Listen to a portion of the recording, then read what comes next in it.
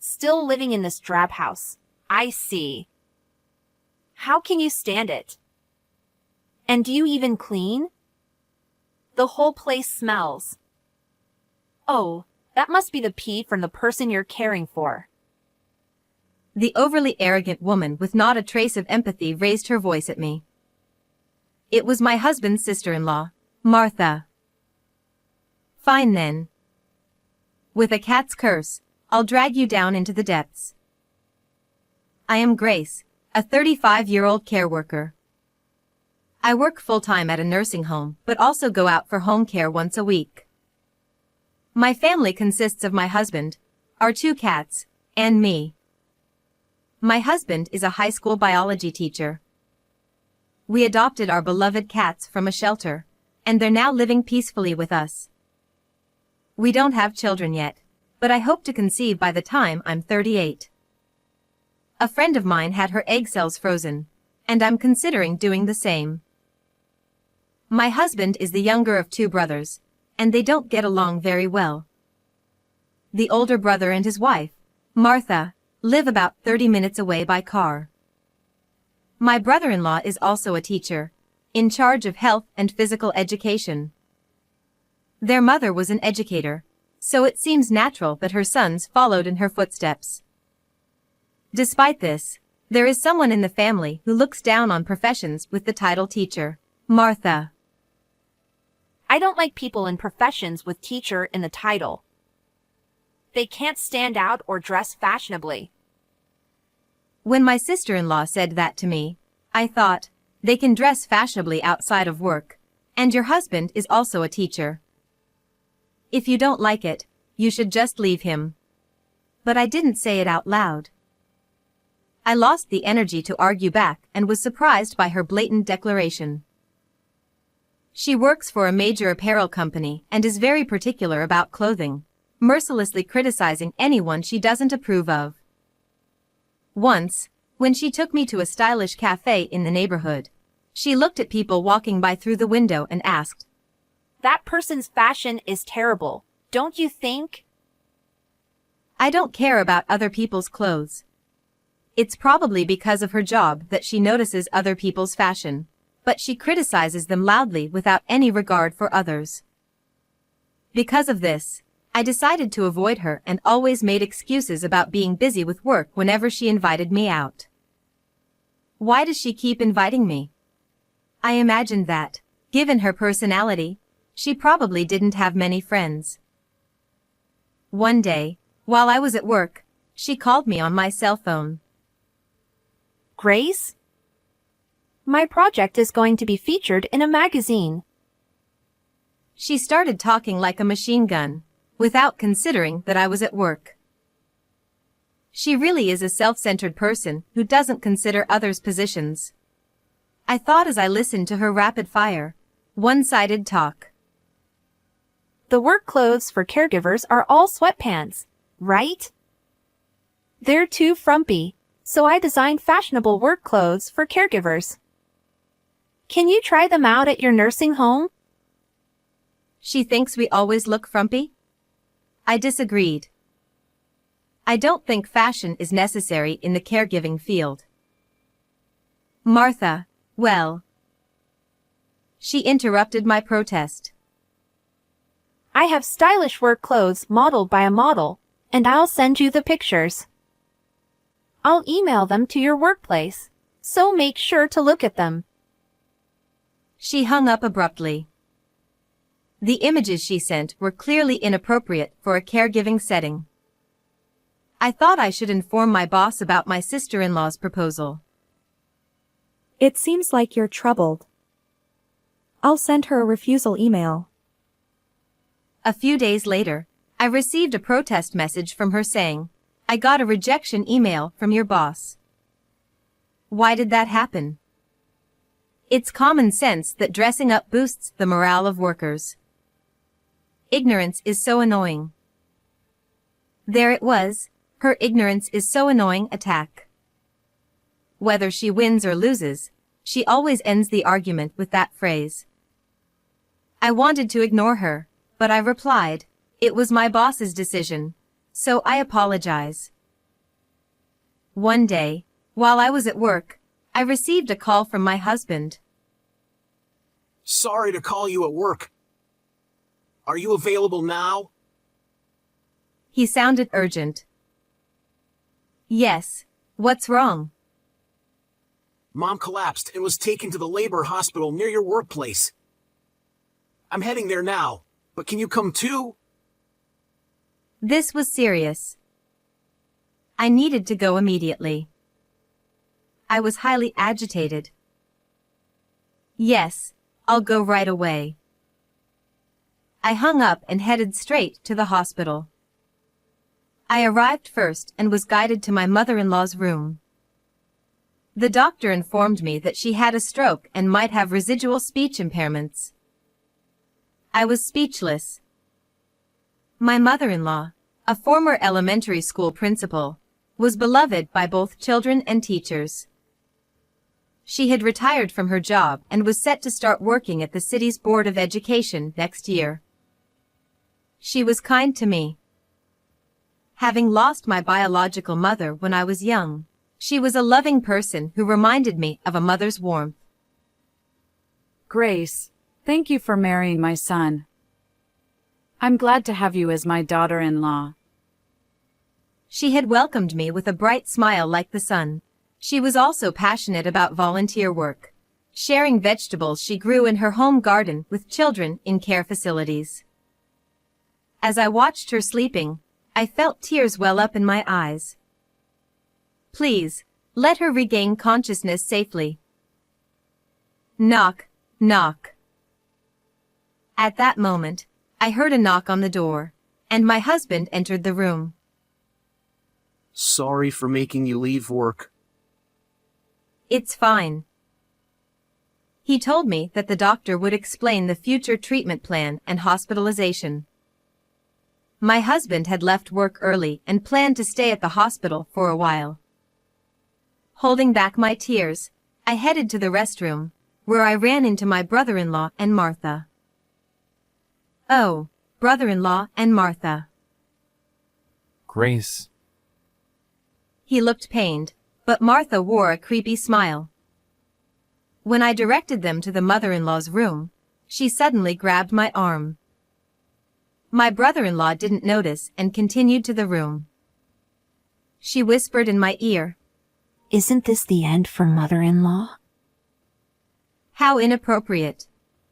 I widened my tear-filled eyes and stared at her. I couldn't speak, was overwhelmed with emotion, and almost had a panic attack, collapsing on the spot. She let go of my arm and walked away. As I watched her back, I took a deep breath, trembling with anger and sadness. Worried about my mother-in-law, I left the hospital with a heavy heart, knowing I had to visit a client that day. Even while caring for the client, I couldn't shake off my anger toward my sister-in-law. If I did nothing, I feared losing the chance to stop her from saying and doing whatever she pleased. I couldn't forgive her for smirking at my unconscious mother-in-law. Grace, our store is opening in a nearby shopping mall. Make sure to visit. She sent me information about her company's events without fail, even attaching the website address. Previously, I would have replied, but this time I decided to ignore it. When I continued to ignore her, she started calling frequently. I ignored those too. She then left a voicemail. Grace? Why aren't you answering your phone? You're ignoring my messages and calls. I'm sending you useful information because you're so clueless about fashion. What's your problem? I guess she really wants my attention. She must have no friends. Thinking this, I deleted the message immediately.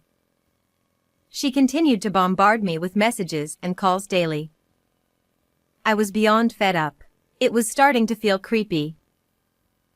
Amid this, I received news from my husband that my mother-in-law had regained consciousness. However, she still couldn't speak and was in a daze. I was so happy that I cried.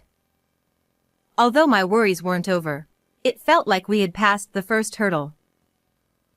A month later, my mother-in-law was discharged from the hospital.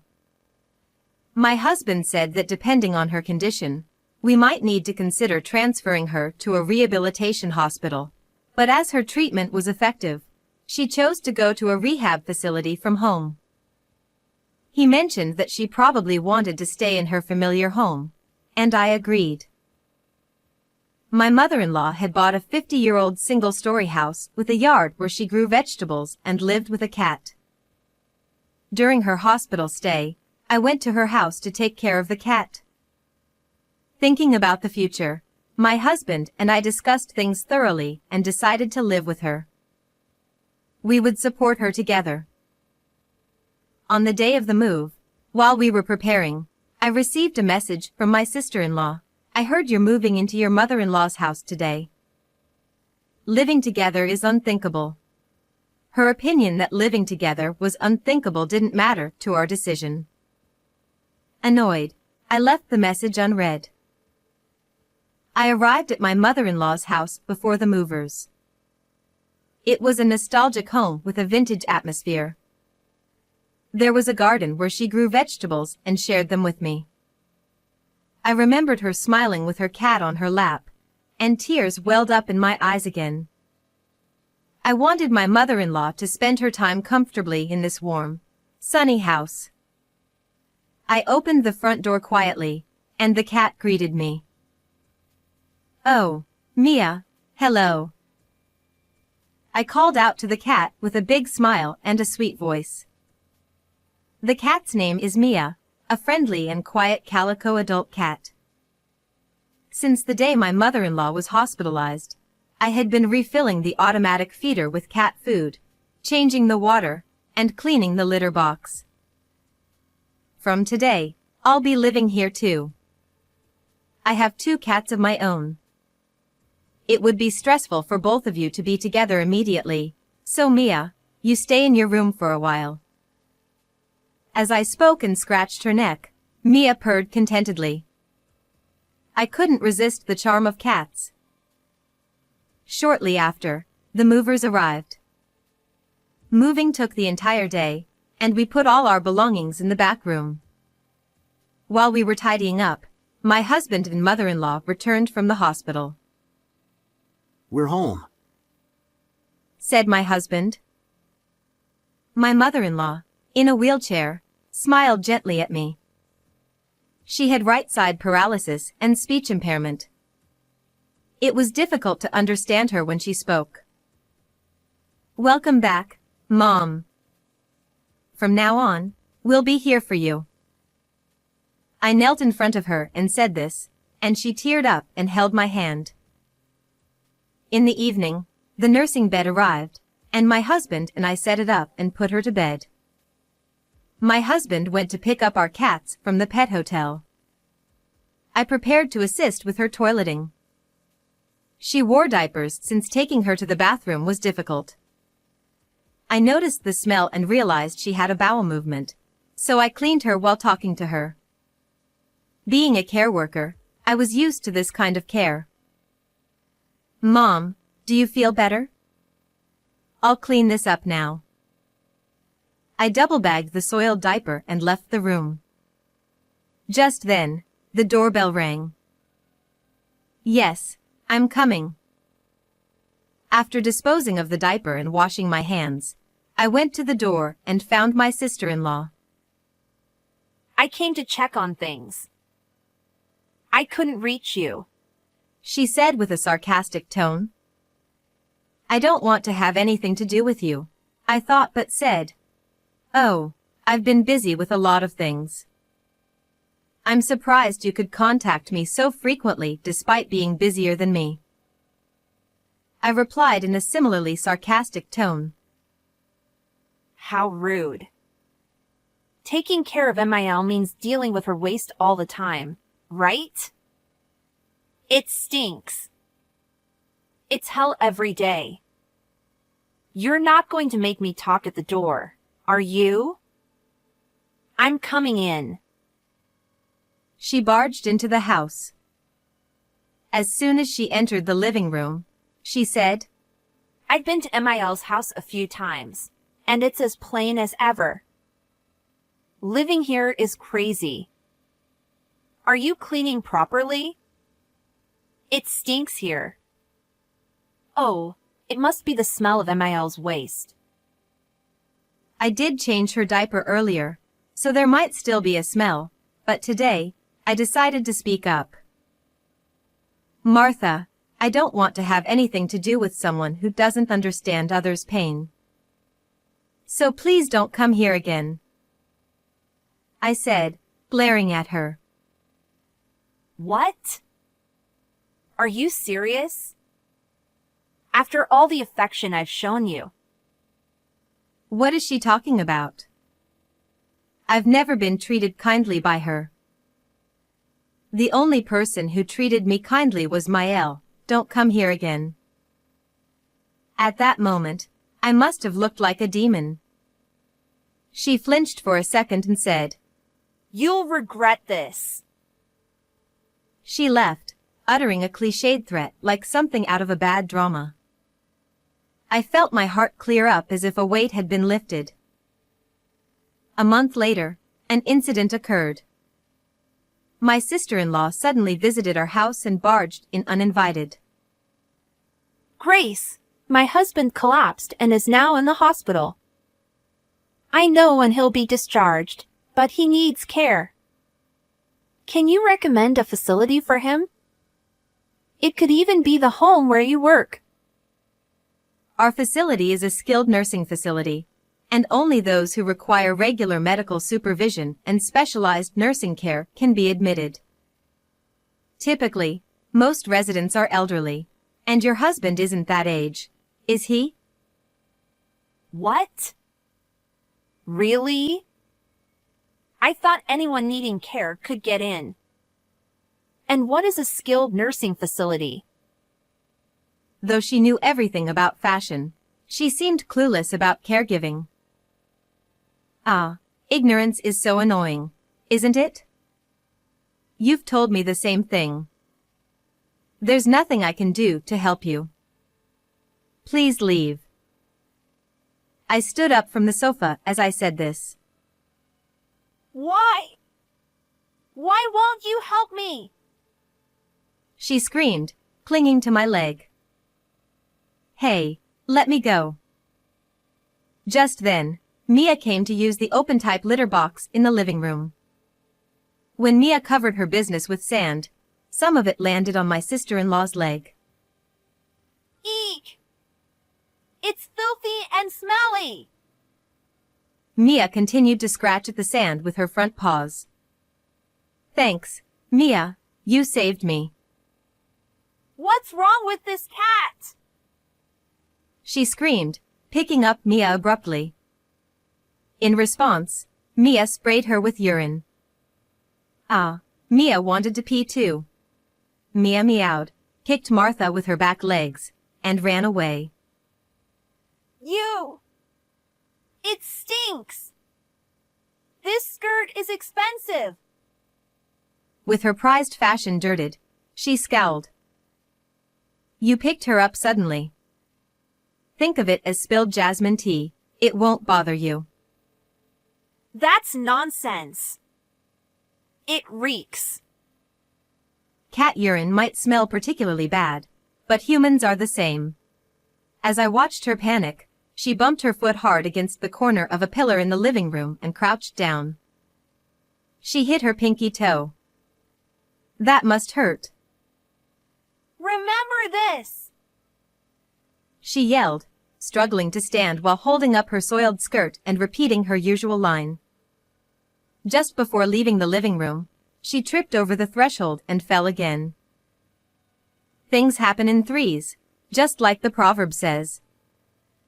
It felt as though the house itself was pressuring her to leave. I also realized that the house needed barrier-free renovations to make living here easier. Later, my husband told me that my sister-in-law had broken her toe when she hit the pillar and, during the toileting assistance of her newly discharged husband, had fallen again and broken her arm. Her foot was in a cast, and her arm was now immobilized, leading to a very inconvenient life. Her husband also severely injured his knee in the fall, resulting in a fracture that required surgery, so he was back in the hospital. Frustrated by her husband's inability to immediately enter a facility, she vented her anger at him. Now both of them are hospitalized. How unfortunate. My sister-in-law's long recovery and inability to showcase her fashion sense drove her to a near-crazy state. As for me, I shifted to home care work for 3 months to care for my mother-in-law at home. She attended a rehab-focused day care service 5 days a week. Since this service was affiliated with my workplace, the arrangements were smooth. It became routine to put her in the van each morning and see her off. During the day, I studied to become a care manager. My mother-in-law showed remarkable recovery through her hard work in rehab. From being unable to walk due to hemiplegia, she gradually managed to walk with a cane. I passed the care manager exam and moved from the nursing home to a home care office. This job involved weekday daytime hours, leading to a healthier lifestyle. One day, I found a letter addressed to me on the dining table. Grace, I can never thank you enough. Truly, thank you. I think of you as my real daughter. Thank you for taking care of me and the cat. Thanks to you, I enjoy going to rehab. I'll try to do more on my own and talk with you again. If living together becomes too difficult, I'll move to a facility. I want you, my son, and the cats to live in this house. Her handwriting was wobbly, possibly written with her paralyzed right hand or her left hand. The effort she put into writing this letter filled my heart, and I couldn't hold back my tears. Mom, I think of you as my real mother too. I want to continue spending happy times together with you. Thank you and best regards. I wrote a reply on pink stationery. Looking out the window, I saw a beautiful rainbow in the distance. How did you like today's story? Please subscribe to our channel. See you in the next video.